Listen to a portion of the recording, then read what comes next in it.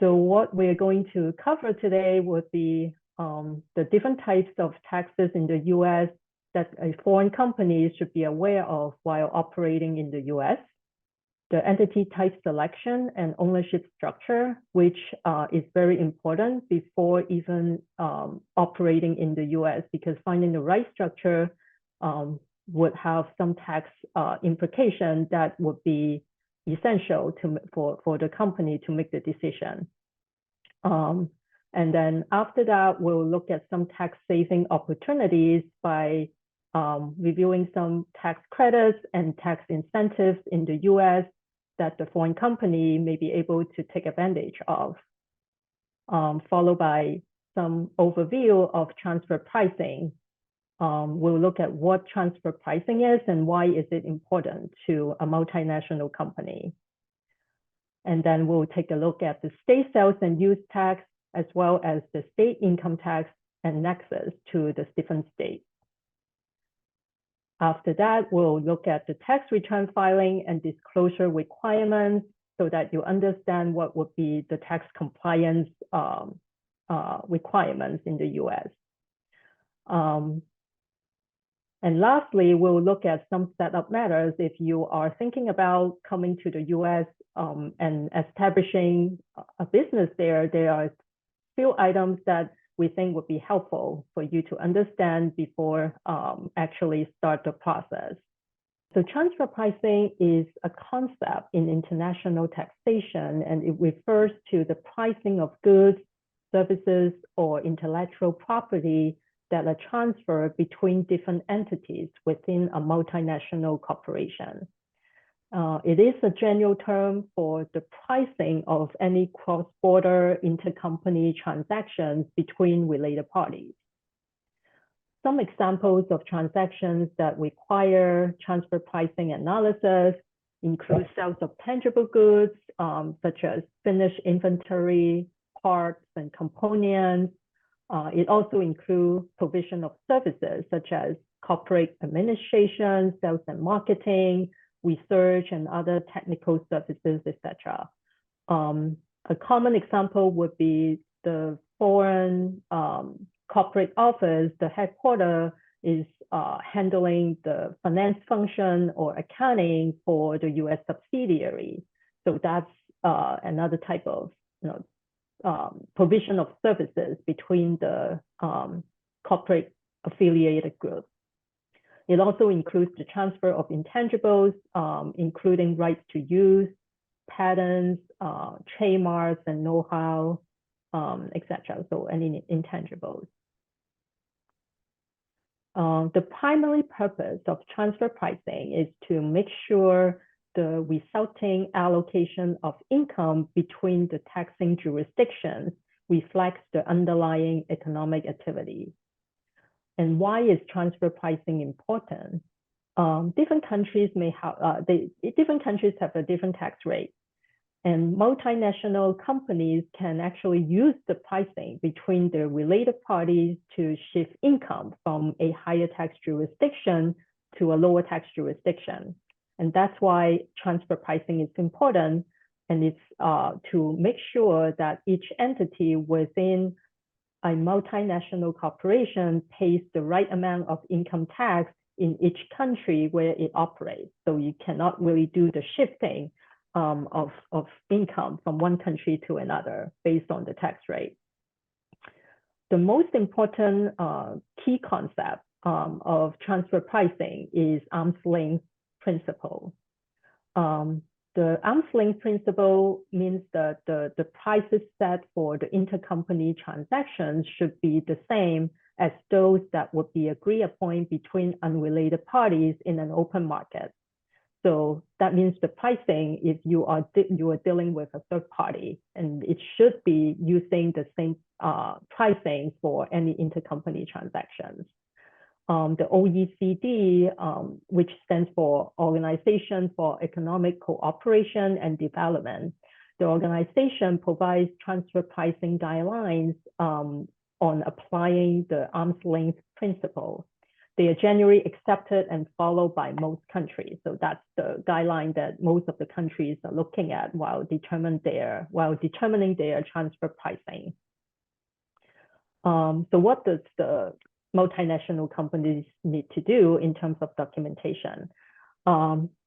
Multinational corporations with intercompany transactions are usually required to document their transfer pricing policy and methodology in case there is any tax jurisdiction that has an audit that needs to look at the pricing between related parties. And there should also be some proper intercompany agreements between the companies to support the intercompany transactions. So each state, of course, also has its own set of rules. So we are learning, 50 state rules on income taxes and nexus. And nexus is defined as the necessary connection between a taxpayer and a taxing jurisdiction. And when the nexus is present, the taxpayer becomes subject to the jurisdiction's law and regulations and become taxable in that jurisdiction. And so how is nexus established? And how does the state determine whether a business is taxable in the state?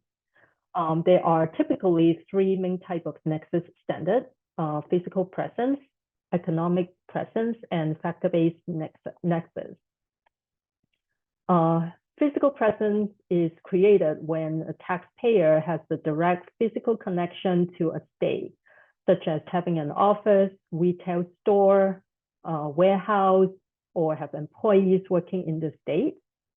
For economic presence, it's based on the level of economic activities within the state.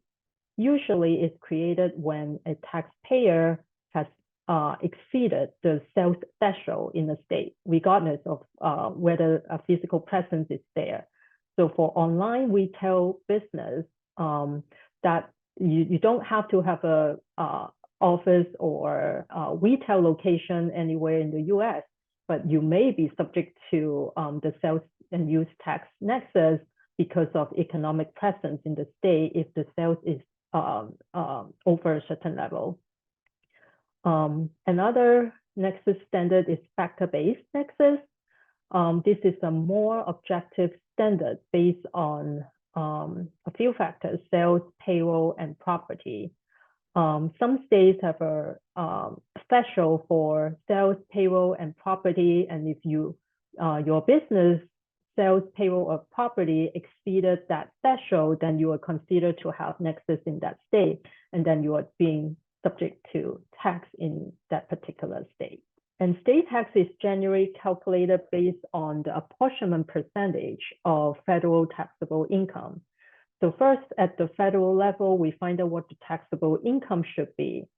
And then that federal taxable income is apportioned to the different states.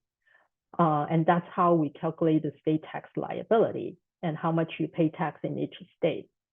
And the apportionment percentage is generally based on three factors. And each state have a different apportionment rule and number of factors to use. Sometimes it's just using single sales factors, sometimes using all three factors. Some states have double sales factors as the weighted. And the definition of each factor is also different by state. But more and more states are going into the single sales factors in the past few years. And so, and moving away from payroll and property factors. And so it's important to understand, what is considered sales in a certain state. So as mentioned earlier, it's very important to to think about what type of entity structure is the appropriate structure for the company, considering the tax implication and tax return filing requirements. Once the structure is determined, then the entity needs to be set up, and the legal entity setup usually is done by business attorneys in the US. And after that, we'll need to apply for a tax ID number, a EIN number, an employer ID number. And that number is used for a lot of tax filings for the company in the US. And without that EIN number, the company will not be able to open a bank account. So that's the first step after the company is set up. And then opening bank account is another step.